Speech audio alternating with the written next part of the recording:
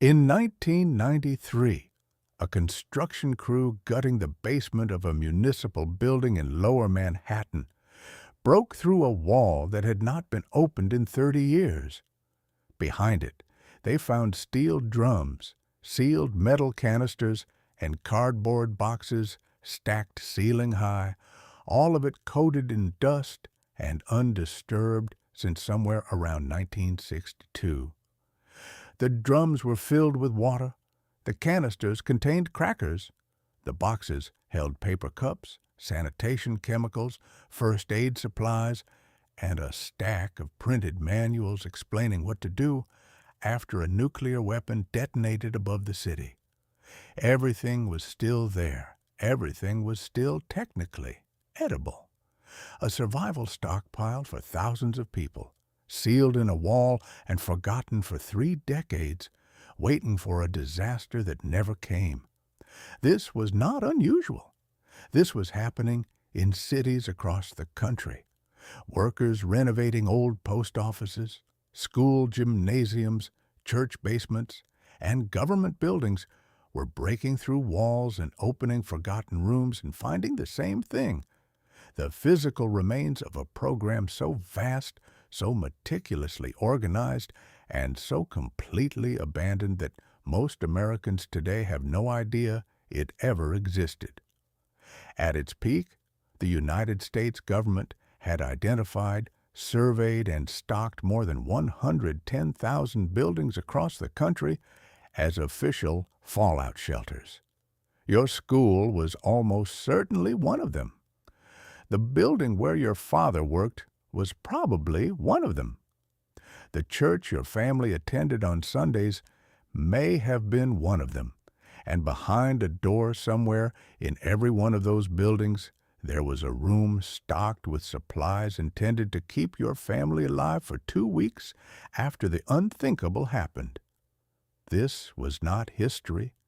This was your school, your father's office building, the church your family attended on Sundays, and most of you walked past the door your entire life without ever knowing what was behind it.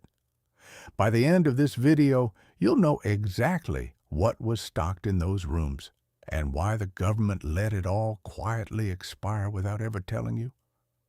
The program had a name. It was called the National Fallout Shelter Survey, and it was launched in 1961 by the Office of Civil Defense under President Kennedy in direct response to the Berlin crisis of that year. Kennedy's civil defense advisors had concluded that the United States needed a shelter capacity for 50 million Americans within 5 years. What followed was the largest domestic preparedness operation in American history, larger than anything attempted before or since. Surveyors fanned out across every major city, every town, every suburb in the country, entering buildings with clipboards and radiation measurement tools, calculating how many people each structure could protect and how many supplies it would need to sustain them. Every building that passed the survey received the sign: black background, yellow symbol, 3 yellow circles inside a triangle, the international symbol for radiation hazard, made into the most recognizable piece of government communication the Cold War ever produced. The sign was designed by a Department of Defense graphic artist named Robert Blakely. One requirement: create a symbol any American could recognize at 200 feet as meaning shelter. He produced it in a single afternoon. Within 18 months, it was on 110,000 buildings across the country. Your parents saw it every day. They knew exactly what it meant. They just never knew what was behind the door. Here is what was behind that door. The first thing the government stocked in every designated shelter was water. Not in bottles, not in jugs, but in 17.5-gallon sealed steel drums painted a distinctive dark green. Each drum was stamped with the Office of Civil Defense seal and a storage date.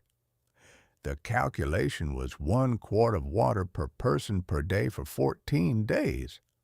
A shelter designated for 500 people required 1,750 gallons of stored water. The drums were stacked in the lowest interior rooms of designated buildings, away from windows, in the spaces where the structural mass of the building provided the most shielding from radiation. They were heavy, ungainly, and almost impossible to move without equipment. Many of them are still in the basements of old buildings today, too heavy and too forgotten to have ever been removed. Those drums are still in the basements of buildings your parents entered every day. The second thing was food, specifically a product officially designated all-weather food, packaged in sealed tins and designed to provide a minimum of 700 calories per person per day. The crackers were dense, dry, and deliberately flavorless. Military nutritionists had determined that flavor variety in a shelter situation caused more psychological distress than uniform bland food. The crackers were engineered for caloric density and maximum shelf life. Sealed tins found during renovations decades later were still within edible range more than 30 years past their packing date. They tasted like nothing. They were designed to. The third thing was a sanitation kit. This is the item that tells you more about what the government was actually planning than anything else in the shelter. Each kit contained a large plastic bucket, a fitted toilet seat, chemically treated waste bags, deodorizing powder, and a detailed instruction sheet for managing human waste in a confined space for 2 weeks. The government had calculated that the single greatest threat to survival in a sealed shelter, greater than food shortage, greater than radiation exposure, greater than psychological breakdown, was sanitation failure. Disease from improper waste management had killed more people in confined wartime situations than combat. The sanitation kit was not an afterthought.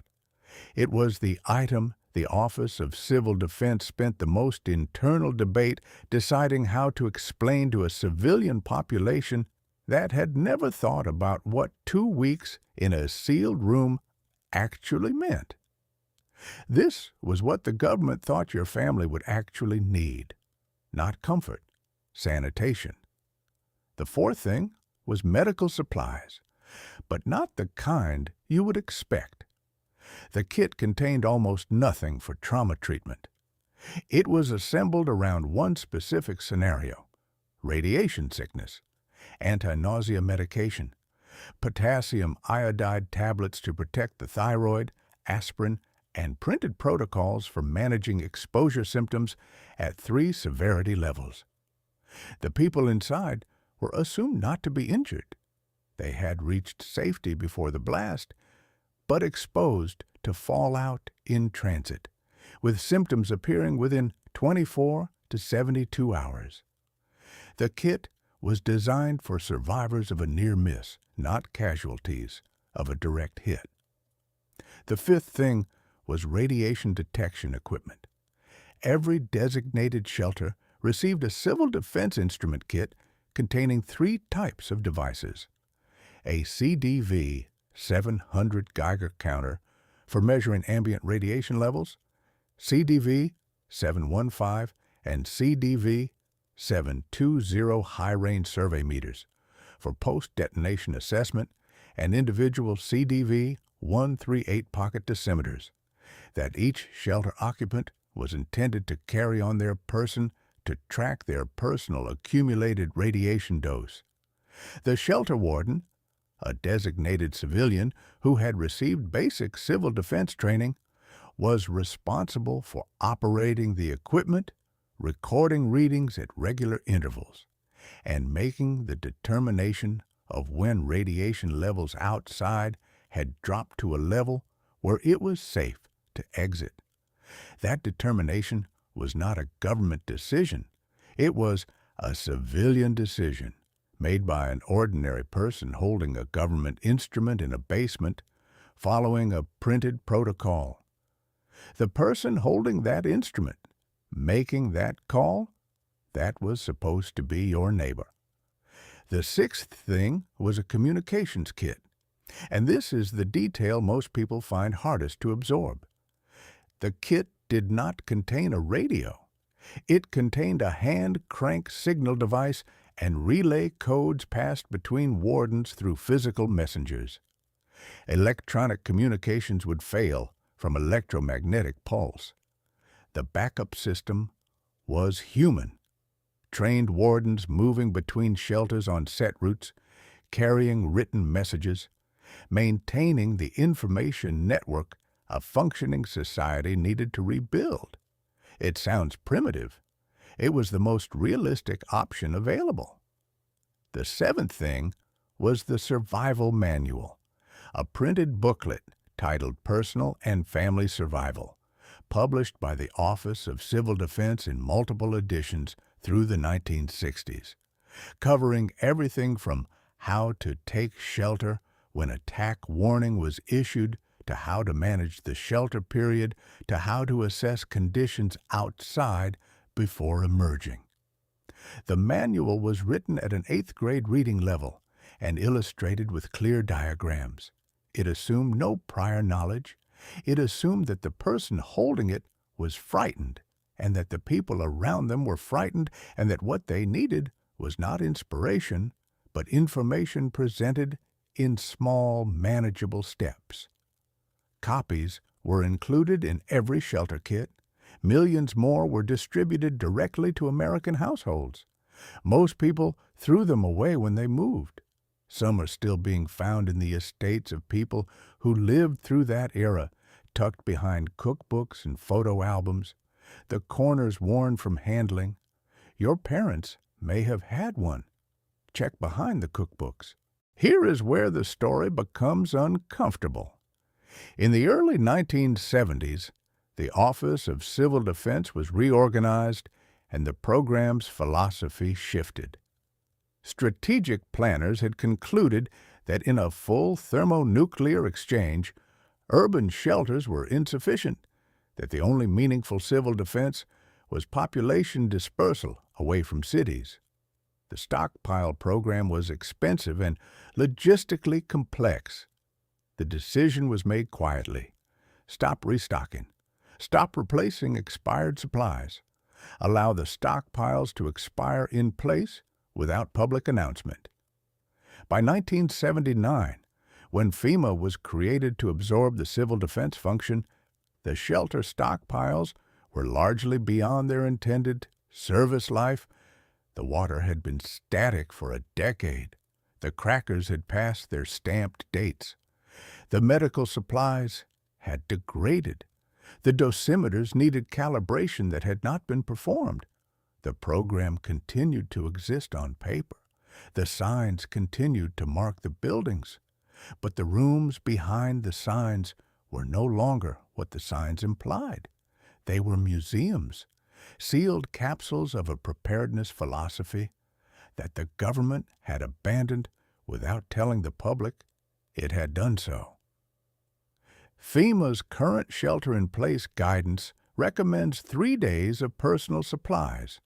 The program it replaced had stocked 2 weeks of supplies in 110,000 buildings across the country and trained civilian wardens to manage post-nuclear survival for an entire community. The distance between those two positions is the distance between a government that believed its citizens were capable of genuine resilience and a government that had quietly decided the question was no longer worth answering. That decision was never announced. It was never debated. It simply happened in bureaucratic increments over a decade and a half, while the signs stayed on the buildings and the drums stayed in the basements. FEMA today recommends 72 hours of personal supplies, The program it replaced stocked 14 days across 110,000 buildings and trained civilians to manage an entire community's survival. The gap between those two numbers is not a policy failure. It is a decision that was quietly transferred from the government to you. The items in those shelter stockpiles are available today in identical form. A 17.5-gallon water container, dense shelf-stable crackers, potassium iodide tablets, a hand crank radio, a printed protocol. None of it requires a government program. None of it requires a basement survey or a warden certification. It requires one afternoon, less than $200. And the same quiet decision your parents made when they read the pamphlet and went downstairs to look at the shelves. Some of those signs are still there today.